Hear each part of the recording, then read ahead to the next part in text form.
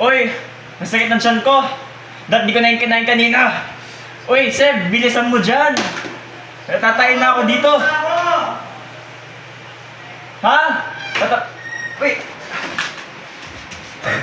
Tawas. Ah! Ang sakit! Ah! What is the law of science? What is the law of cosines? Ah! Tama ba narinig ko? Law of sines and cosines? Ha? Saan yun galing? Hoy! Andito ako! Look here! Hi! Sino ka? Ay, ako nga pala si Maymay. Guardian angel mo ako sa math simula nung niluwal ka ng nanay mo. Hello! You should thank me kasi kundi dahil sa akin, wala ka ngayon sa Pisay. Thank you, pero ba't ka ba nandito? Eh kasi, I heard you ask ano yung law of sines at cosines.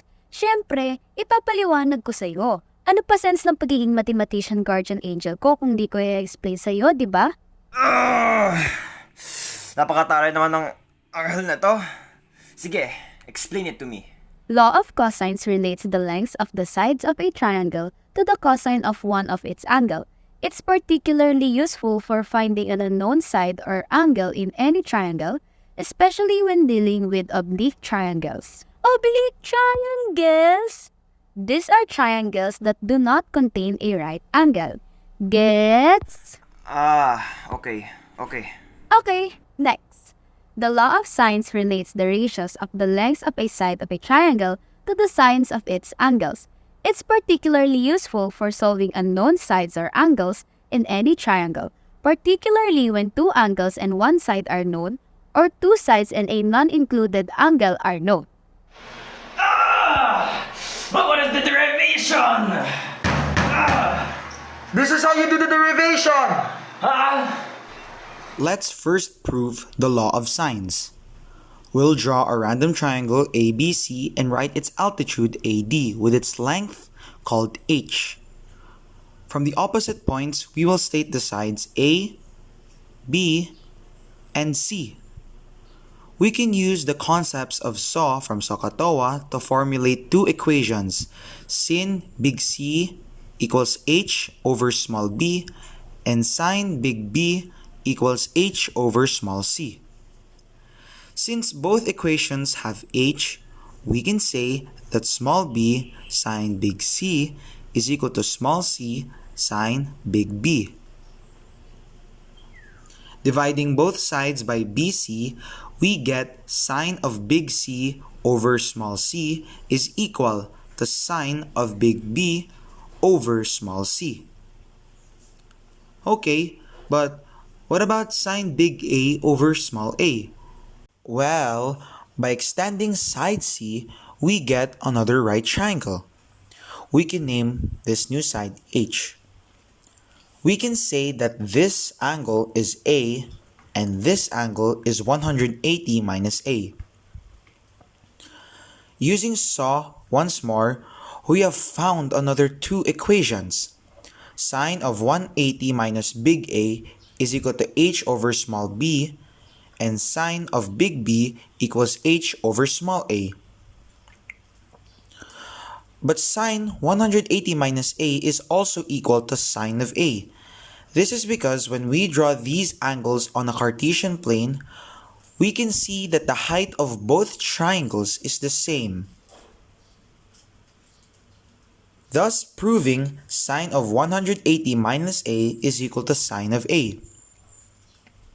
Therefore, we can form the relationship that small a sine of big B is equal to small b sine of big A. Dividing both sides by AB, we have yet again proved the law of sines. Time for the law of cosines. Let's use the same triangle and name it. Let's say that this side has a length of z, which would mean that the length of this is a minus z. Using Pythagorean theorem, we can get these two equations. Equating and expanding them both, we get b squared minus z squared is equal to c squared minus a squared plus 2az minus z squared. Since we have z squared on both sides, we can cancel them and be left with this. Using the ka from SOHCAHTOA, we can get z. Cosine of c is equal to z over b. Therefore, z is equal to b cosine of c. Exchanging the values, we can get b squared equals c squared minus a squared plus 2ab cosine of c. This ab hints to the fact that this equation tries to find the value of side c. So by manipulating the equation, like this, we are left with c squared equals a squared plus b squared minus 2ab cosine of c. You can derive the other equations using differently drawn altitudes like this. And by doing the exact same method, we have derived the other two equations, all in all, getting these. Let's have a problem. Derive a formula of the area of a triangle where three sides are known and use the formula to solve the area of a triangle with parts A is equal to 13, B is equal to 14, and C is equal to 15. Let's draw the triangle. The area of a triangle would be the half of the base multiplied by the height. In our case, C is the base. Using the law of sines and cosines, we can find h.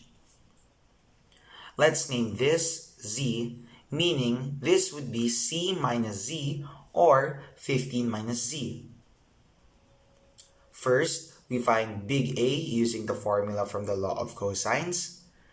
We can rearrange it like this to get arc cosine of b squared plus c squared minus a squared all over 2bc. Substituting the values and solving using a calculator, we get an angle of 53.1301023 degrees.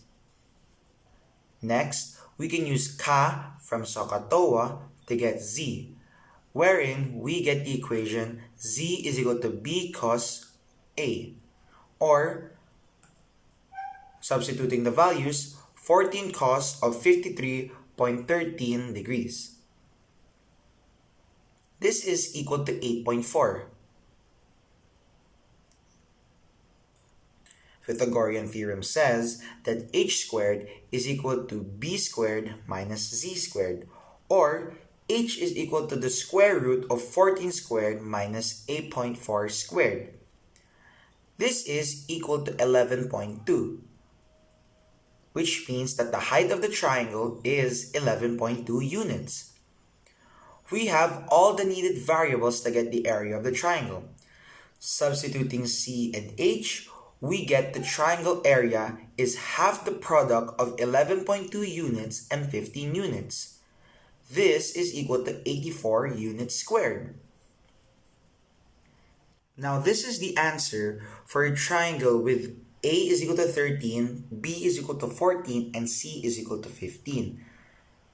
Now, the formula in terms of unknown variables looks like this. It is derived like this, and we get a final equation of the area of a triangle is equal to 1/2 of c multiplied by the square root of b squared minus the quantity b squared plus c squared minus a squared all over 2c squared. Do you get it now, Ethan? I think I finally get it!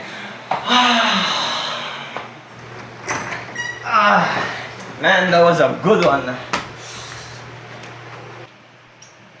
In conclusion, the law of sines and cosines is a revolutionary mathematical concept that can be used in real-life applications. You can use the law of sines to find out how far you are from the nth stronghold by means of triangulation. The law of cosines can be used to determine the length of a diagonal brace in a rectangular frame in engineering. By applying the law of cosines, one can calculate the length of a diagonal brace taken from the sides of a triangle and one angle between the sides is known. This ensures the frame's stability. That's why we say, Thank you, law of sines and cosines. cosines.